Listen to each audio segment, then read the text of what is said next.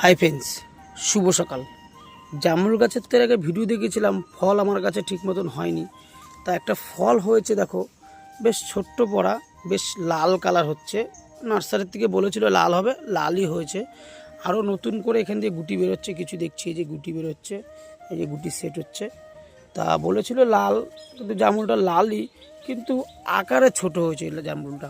জামরুলটা যেন বড় হয়, আকারে অনেকটা ছোট। এখন জানি না এটা প্রথম বছর বলে কিনা ছোট কিনা জানি না, হয়তো পরে হয়তো বড় হতে পারে।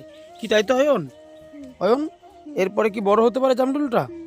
জামরুলটা মনে হচ্ছে কি ছোট, মানে প্রথম গাছটা লাগানোর জন্য কি ফলটা ছোট হয়েছে? তাহলে কি বড় হবে মনে হচ্ছে এরপরে?